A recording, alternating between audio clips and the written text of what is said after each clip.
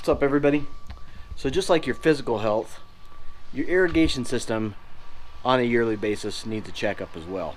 So today we're going to do the full round. We're going to go from start to finish, and we're going to see how healthy is our sprinkler system. Let's go.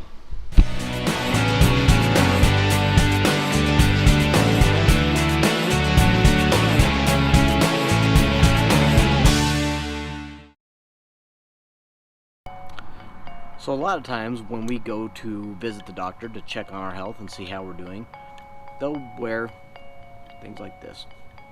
They can listen to your heart. Funny enough, I actually use this in irrigation. This is not a very expensive one. It's fairly cheap. It's like $7, $8. But I actually use this to check a line to see if I've got water flowing through it, through a particular valve, if I don't know which line is which. So funny enough, I actually use this.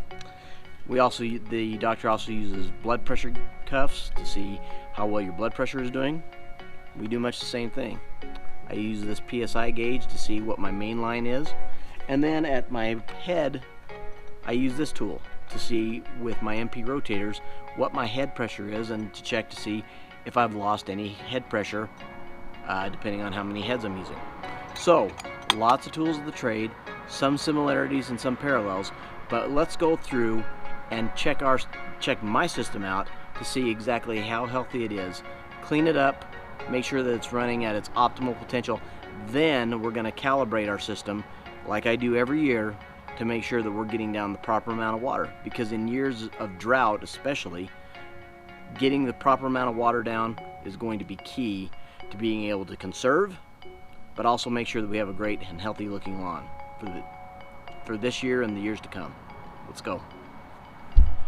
Now, in a previous video, I had discussed whether or not it was worth it to go from a 3/4 inch supply line to a 1 inch.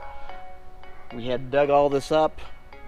I've now since reset the boxes, buried everything, made sure everything is set, the boxes are correctly set. I didn't do a video on that because I just didn't have the time to be able to do that, because I am going to do a video later on digging out another valve box that I need to get reset and have it set up correctly, but wait for that for another video. It'll be a little bit cooler on the day I plan to do it, not 85 degrees like it is today. So we're going to check the head pressure off the main line. We've got to turn the main line off to access this, and then to thread the pressure gauge onto the end of this filter head, because it will go through the coarse, the mid-grade filter, and the fine filter, and then we'll be able to find out exactly how much pressure we've got on the main line.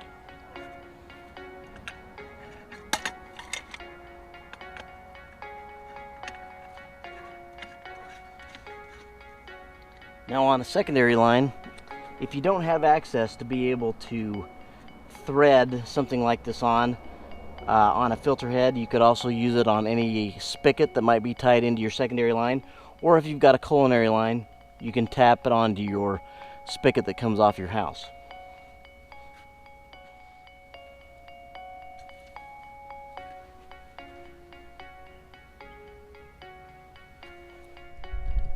All right, see that? We've got our mainline pressure sitting at 60 psi. So total mainline pressure is sitting at 60 pounds per square inch. Now, cleaning these filters out may be able to increase that a little bit in case there are any clogs. If you do have a filtered secondary system, a clogged filter will absolutely take away from your pounds per square inch. Now, let's go ahead and pull these off. Let's clean them up and put them back on, because that's step one, starting at the main, to get everything healthy, cleaned up. And as you can see, we've got quite a bit of grit sitting inside this filter here. The rest of it doesn't look too bad, nor does everything else, but let's clean them up. So anytime I'm looking to shut off my secondary water but make sure that I relieve the pressure off of anything that I'm trying to remove, I have my hose tied to the spigot that also runs off my secondary line, and then I just relieve the pressure by simply turning it on, letting the pressure subside, and now I can remove those filter heads.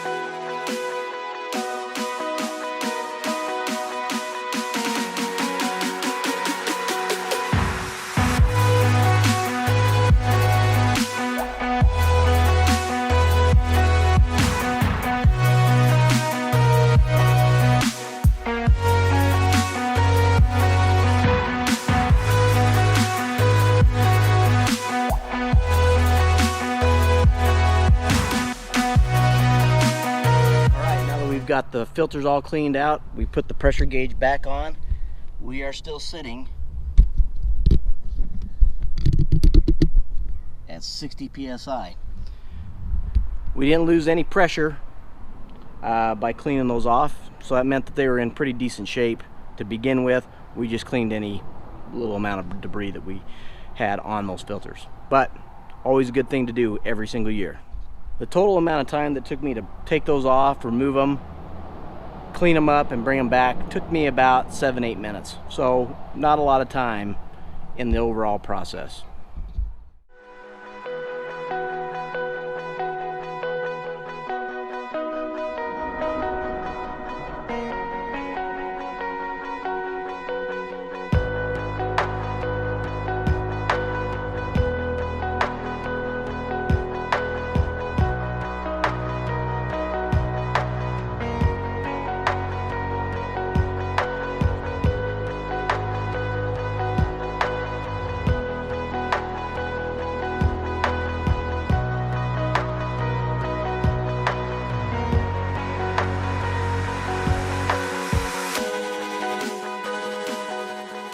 Now every year, specifically with the MP rotators, and this is probably maybe a downside to these, but the upside overwhelms any of the downside anyway for me, is that these MP rotators at the bottom of the nozzles have these little screens that help again filter out any dirt and debris that might get into the nozzle. One thing that MP rotators are a little susceptible to is any dirt or debris that might get into them. So again, another reason as to why you want to keep your filters clean, and they can sometimes become a problem with the secondary water system. But if you do this, this will be your best method to make sure that those nozzles stay free of debris and don't have any sort of issues or end up failing. But let's take a look at this one, see how dirty it is.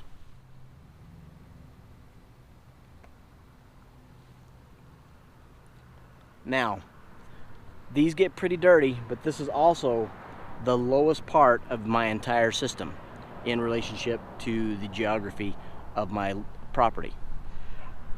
So I'm going to switch this out. These are super simple, and then I just clean them. I just swap them out with the ones that are already clean, like this one. I simply swap them and you're done. But one thing that I always do every single year when I start up the system is I need to flush my line. And on every zone that you have, if you have secondary water, I highly suggest that you flush your lines to get all that debris and gunk out of the line that's collected through your winterization of last year that has flowed through the system when you turn it on this year. Always a best practice.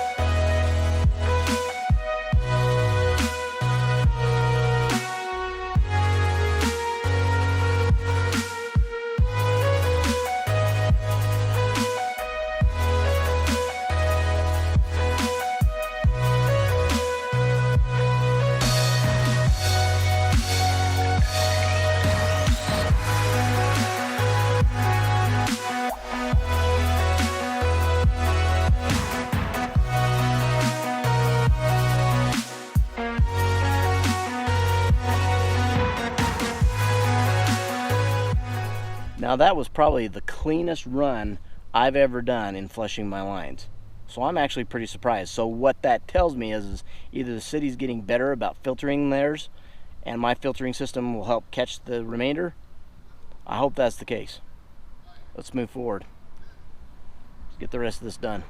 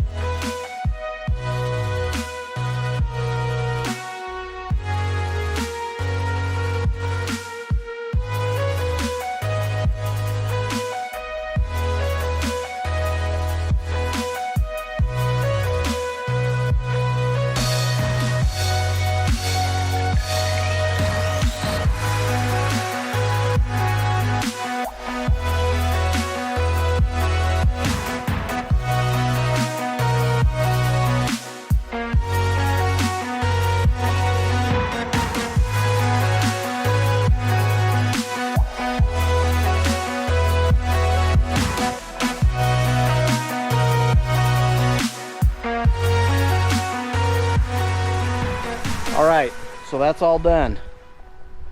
Those are all my dirty screens. So now I'll wash those all out, take an air compressor and blow any of the contaminant out, and then reuse them again next year. So all together, that took us about an hour, hour and 10 minutes. Now that that's all done, the next task is to calibrate this system. Let's talk about it. Now the question might come, Ryan, do you need those cups to be able to calibrate your system? And the answer is no, you do not. You can simply use a tuna can, and as long as you've got something to measure it with, you should be able to measure the amount of water that gets put down in the given amount of time that you run the system. This is how I calculate mine.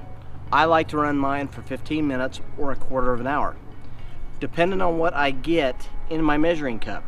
My goal is to calculate it to how long I'd need to run it to get a ½ inch of water down per watering in the spring and the fall. In the heat of the summer, whenever it reaches above 90 degrees, I need to get 1.5 inches per week, so I'm going to try to shoot for a calculation of getting 3/4 of an inch each time that I water. So doing the calculation for getting your sprinklers calibrated in to the proper amount of water that should be put down. Here in Utah, they have time restrictions as far as rotary nozzles get 40 minutes. Well, here's the thing. Not all rotary nozzles are built the same. There are rotary nozzles that put down 3 times the amount of water that the MP Rotator rotary nozzles put down in the same amount of time. So they're not all built the same. So to be quite frank, that's a very foolhardy way to be able to measure how long a sprinkler system should run and how much water should be used. The proper way is by using these cups to measure out how much water you're putting down, so you're putting it down just the right amount. Now I'm going to lay these cups out in a somewhat of a grid pattern. If I've got any areas that look like they're going to be a little bit extra stressed, I'm going to make sure that I put a cup inside the stressed area and just outside the stressed area to see if there's some reason or a certain amount of water that might be off, and then be able to diagnose how much water I'm using and try to solve and cure the problem. Let's go.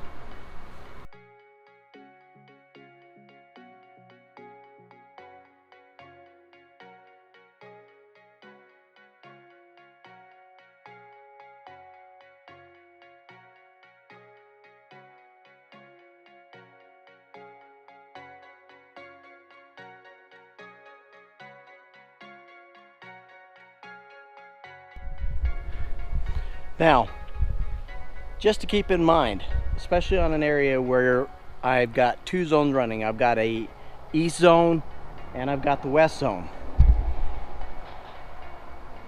I've got to run them both for 15 minutes, so a total of 30 combined, because I've got water that shoots from one side to the other, and they need to make sure that I know what my proper coverage is.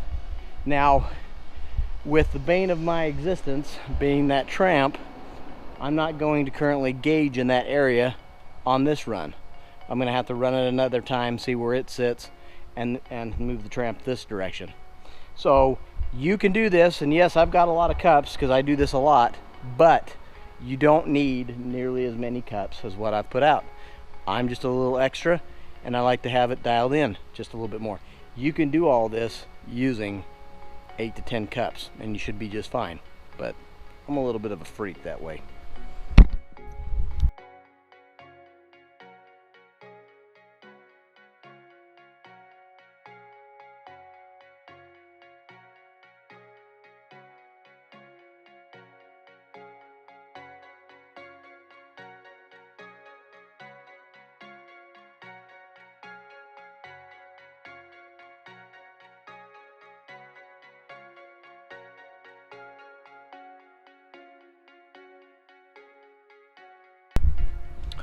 All right, she's ran for a full 30 minutes between both zones, 15 minutes per.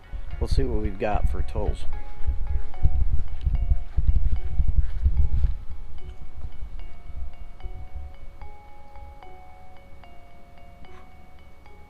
Tenth of an inch.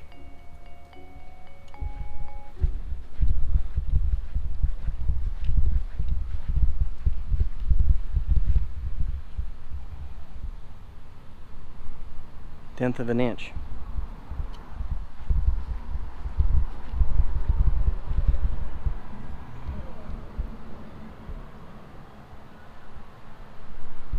Just under 2/10 of an inch.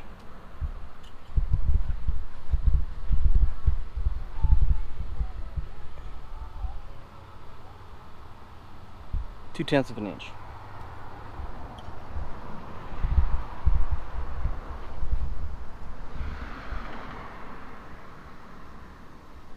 Tenth of an inch.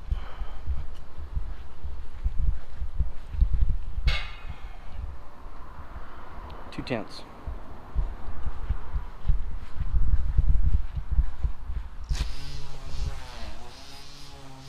Two-tenths.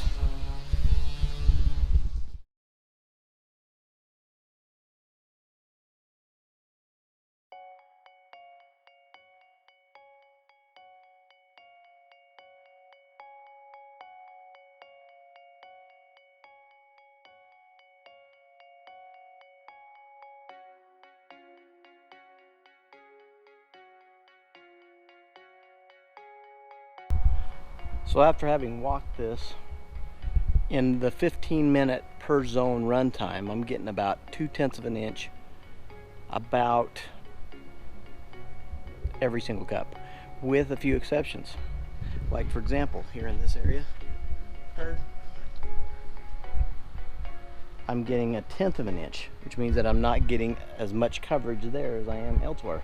So this is going to require, most likely, a sprinkler adjustment. Now the sprinkler head is right there.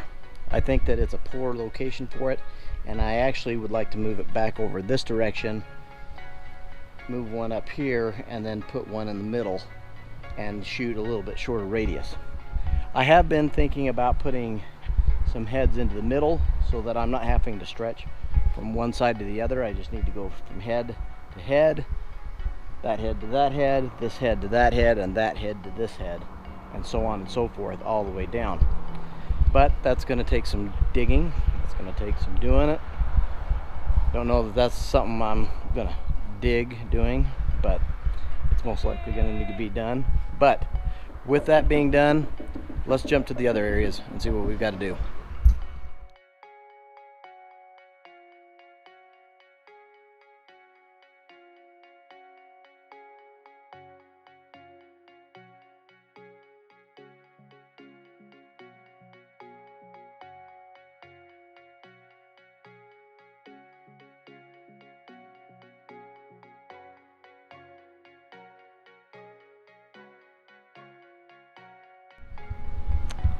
All right, I've got these laid out.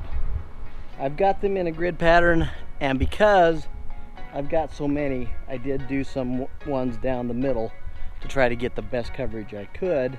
Now, when I first started the YouTube channel, I bought 10, was able to do it, and I did it just fine. I thought I'd lost a set, and so I ordered some more, found them, now I've got more. But because I've got more, I'm just going to use them. So you do not have to get this extra. It's not necessary. I'm just doing it for the sake that I have them. You can get anything that you're looking to get done with just a handful. So cups or not, tuna cans or not, you can still do the exact same thing that I'm doing here. I've just got just a little extra, because sometimes I can be extra. So let's run this for 15 minutes. Let's see how she does.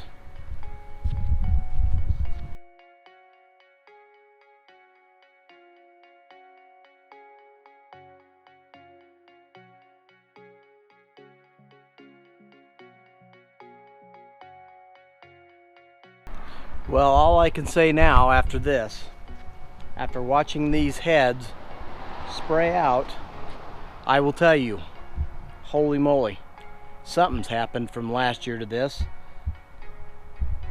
I've never in a million years had the water spray all the way out here, because these heads are going full bore.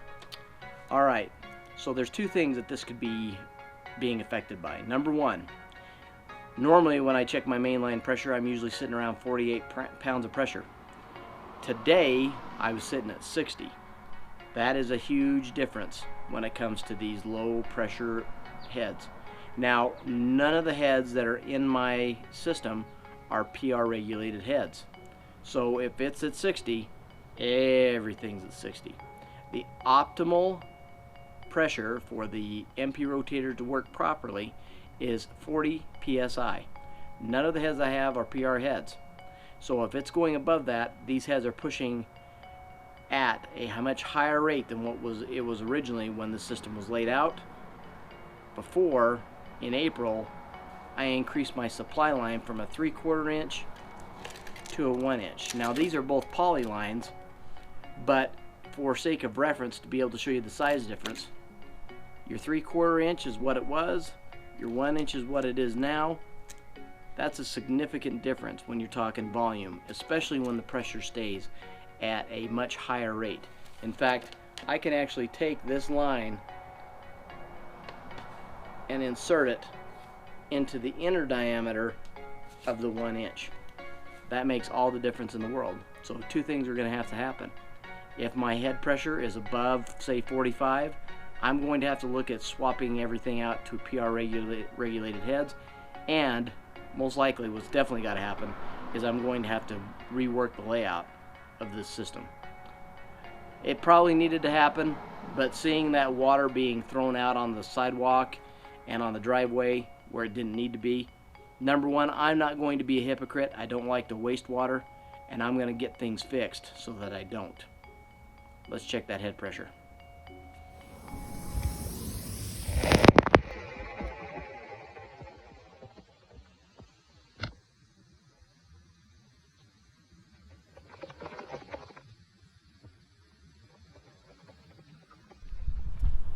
All right, so my head pressure on that head, on that zone, I believe it was between 40 and 42, which is just about right. Now, there's still part of me that wants to put in the PR regulated heads to make sure that if the pressure ever jumps up higher, that I'm optimally running those heads. Now, I have not ever reworked any of the heads in any of the other zones.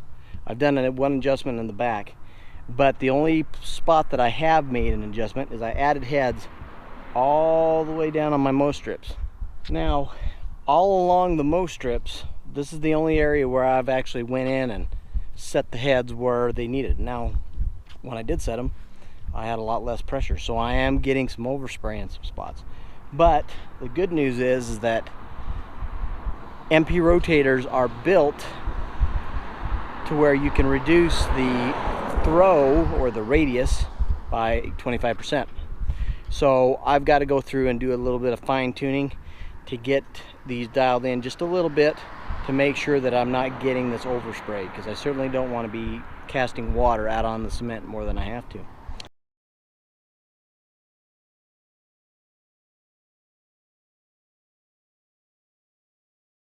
Hey everybody, just wanted to do a quick reminder about our 2022 subscriber giveaway.